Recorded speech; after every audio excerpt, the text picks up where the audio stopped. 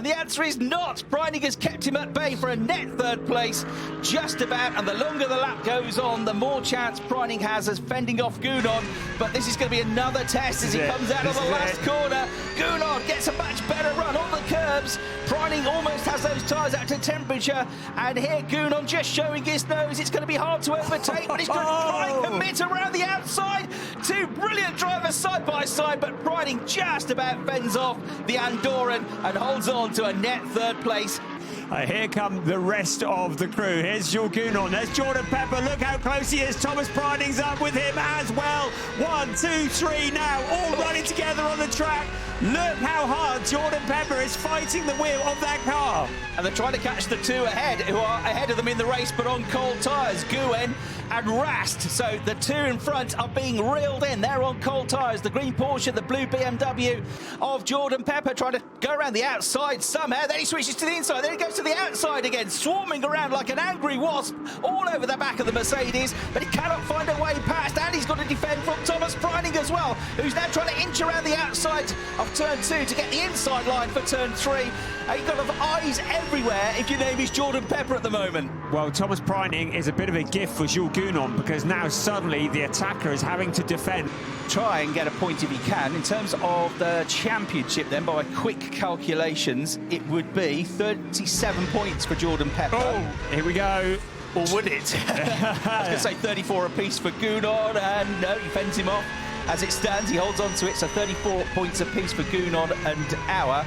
And then Preining's going to be on 30 points as it stands. The Porsche driver knows what's coming, so he sticks to the inside line, tries to cover it off. But Jack Aitken, I think he's going to thread his way around the outside, is he? At least he's going to try to. Aitken can't quite squeeze through. Thomas Preining perfectly positioned there with the Porsche. That sends him a deep into the corner, though. And he takes two wheels on the grass. It's all a bit roughshod. It's a bit scrambled, but somehow he's digging in deep. Two great drivers going side by side. Here goes Jack Aitken. Look at the inside on the way through turn 5. Still side by side. The war for company for Thomas Preining. He will not give that position up. And Jack Aitken in the end has to back off out of it to stop Mirko Bortolotti coming through. You've now got a 3-lap race essentially for the victory here in the 4th round of the championship. It's a straight fight. BMW, Ferrari and Mercedes. And the Mercedes looks at the inside. Almost contact from Jules Gounon's nose of the Mercedes and the rear of the Ferrari, but not quite. That just throws him off the throttle a bit and gives a bit of breathing space. Not that I've ever tried. So Jordan Pepper yet to come in, but you can see the rain on the camera lens. Some wild pit stops, a lot of replays to be had there. Now Marco Wittmann just getting things up to temperature. There's Jules Gounon, Luigi, René Rast one side, Luigi the other, up high into turn 3. But Marco Wittmann trying to get everything back up to speed as well.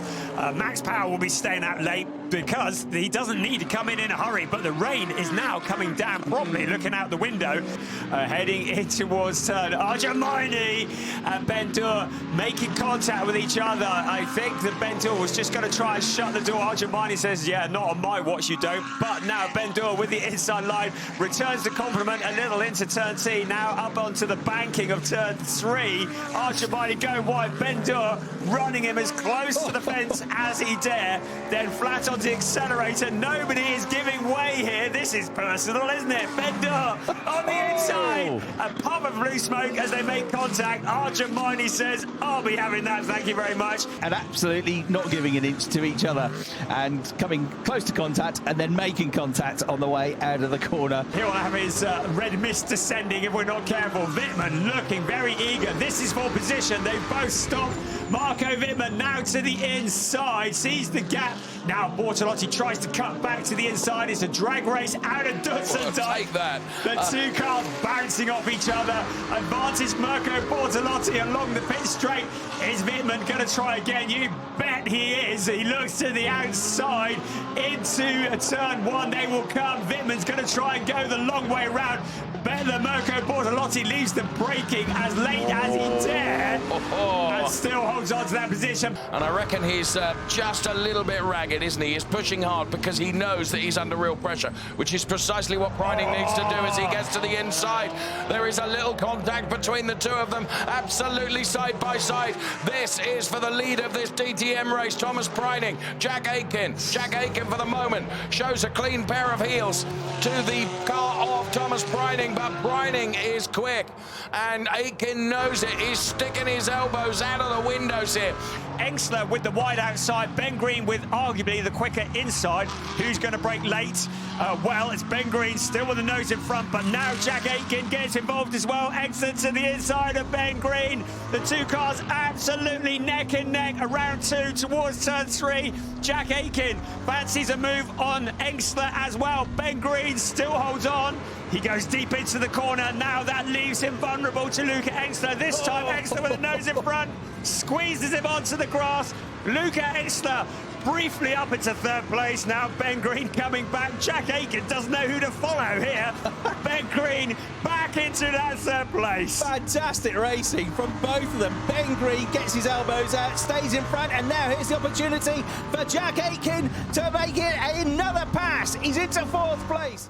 Oh, he could do without this stress. Marco Wittmann is almost pushing him through turn 7. There's about 2 inches between them. He tries the outside line. Marco Wittmann never, ever gives up. He's trying to get up the inside. Iron Goen closes the door, goes through that sequence of corners, gets out of turn 11 into the final sector, and now he defends. Here comes Marco Wittmann up the inside of him, and Marco Wittmann, with a few corners to go, gets the lead of the race. And if Lucas Sauer is promoted up to 4th place, it's going to change things. Down the inside goes Iron Goen on the grass, back into the lead of the race. He will not give up. He will not yield. He has got to win this race to make sure he wins the championship.